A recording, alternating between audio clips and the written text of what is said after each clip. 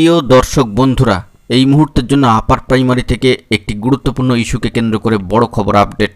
অবশ্যই কিন্তু সবটা দেখুন আপনারা। দ্বিতীয় ফেজের কাউন্সেলিং কবে শুরু, অবশ্যই উঠে আসছে ব্রেকিং আপডেট। অবশ্যই এই ভিডিওটা শুনে শেষ পর্যন্ত বোঝার চেষ্টা করবেন, ভিডিওটিকে শেষ পর্যন্ত ওয়াচ করবেন, চ্যানেলটিকে সাবস্ক্রাইব করে সঙ্গে থাকবেন। চলুন কথাবার্তা না বাড়িয়ে আলোচনায় প্রবেশ করে যাই।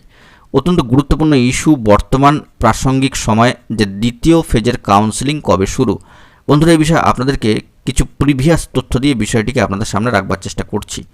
একটা বিষয় মনে রাখবেন, কমিশন কিন্তু পজিটিভ দিকে এগোচ্ছে বা এগোতে চলেছে।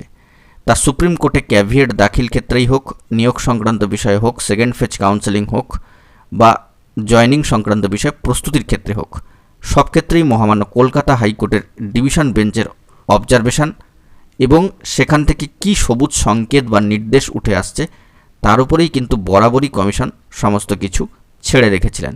কমিশনের একক সিদ্ধান্তে কোনো বিষয় হলে যদি আবারও নতুন করে জট তৈরি হয়, তাই স্কুল সার্ভিস কমিশন অত্যন্ত সদর্থকভাবে ও পজিটিভভাবে কিন্তু সমস্ত বিষয় ডিভিশন বেঞ্চের উপরে রেখেছিলেন।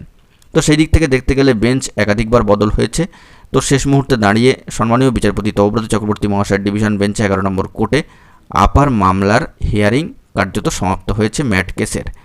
এবং সেই দিক থেকে দেখতে গেলে স্কুল সার্ভিস কমিশন আপার রিলেটেড কাজকর্মগুলোকে গুছিয়ে রাখার চেষ্টা করেছে, অনেকটাই কিন্তু এগিয়েছে।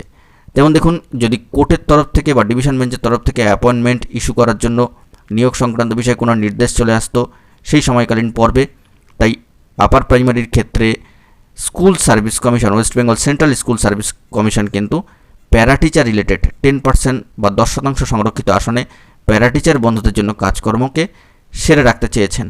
অর্থাৎ সেই রিলেটেড ইস্যু যখন চলছিল তখন কিন্তু প্যারাটিচারদের যে সমস্ত কাজকর্ম সংরক্ষিত শূন্যপদে সেগুলোকে এগিয়ে নিয়ে যাওয়া হচ্ছিল। তো সেক্ষেত্রে আর কোনো সমস্যার জায়গা তাহলে কিন্তু তৈরি হতো না। তো এবার অনেকেরই প্রশ্ন, তাহলে সেকেন্ড ফেজ কাউন্সেলিং শুরু হলো না কেন বা শুরু হওয়ার কোনো নির্দেশ এলো না কেন? তো এক্ষেত্রে বর্তমানে মামলা কিন্তু আপাতত অর্ডারের দিক থেকে রিজার্ভের পর্যায়ে রয়েছে। এই অর্ডার না আসা পর্যন্ত কোনোভাবেই কিন্তু কমিশন এই বিষয়ে হস্তক্ষেপ করবে না, কারণ কমিশন চাইছে নিট ক্লিন একটা সবুজ সংকেত।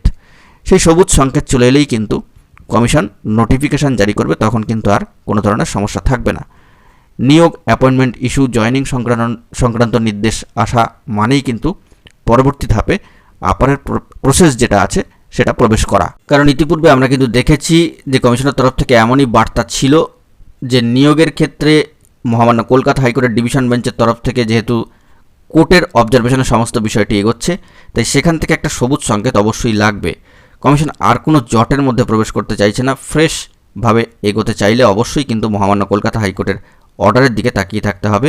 সেখান থেকে নিয়োগ সংক্রান্ত বিষয়ে অর্ডার বা ছাড়পত্র চলে এলেই কিন্তু সেকেন্ড ফেজের যে কাউন্সেলিং পর্ব সেটা শুরু হওয়ার ক্ষেত্রে আর কোনো সমস্যার জায়গা থাকবে না। তো একটা বিষয় লক্ষণীয় যে দীর্ঘ কতগুলি মাস পেরিয়ে গিয়েছে, যারা সেকেন্ড ফেজ কাউন্সেলিংয়ের অপেক্ষায় রয়েছেন তারা কিন্তু তালিকাভুক্ত হয়েও ওয়েটিং রয়েছেন। এটা অবশ্যই একটা বেদনাদায়ক। তারা স্কুল চুজ করবেন, আস্তে আস্তে ধাপে ধাপে প্রসেস শুরু হবে, তবে কিন্তু অর্ডার এলেই সমস্ত বিষয়টি স্পষ্ট হয়ে যাবে। তাই কিছু সময় অপেক্ষা করতে হচ্ছে। ভালো দিক এটাই যে মামলার হিয়ারিং অন্তত শেষ এবং অর্ডার কিন্তু রিজার্ভ। তো এক্ষেত্রে অর্ডার চলে এলেই সমস্ত বিষয়টি স্পষ্ট হয়ে যাবে। কমিশনে কিন্তু ধাপে ধাপে সমস্ত প্রসেস এগোবেন। অর্থাৎ কমিশন এই নিয়োগকে কেন্দ্র করে পজিটিভ দিকে, না হলে কিন্তু সুপ্রিম কোর্টে ক্যাভিয়েট দাখিলের মতো একটা চূড়ান্ত প্রস্তুতির জায়গা আসতো না নিয়োগের ক্ষেত্রে। তো দেখা যাক এই বিষয়ে পরবর্তী ক্ষেত্রে কী তথ্যাদি উঠে আসে। আমরা সব দিকেই ফোকাস রাখছি, অবশ্যই গুরুত্বপূর্ণ তথ্যাদি পেলে সবটাই তৎক্ষণাৎ প্রোভাইড করে দেওয়ার চেষ্টা করবো। এখন এটুকুই, সকলে ভালো থাকবেন, চ্যানেলটিকে অবশ্যই সাবস্ক্রাইব করে সঙ্গে থাকবেন। ধন্যবাদ।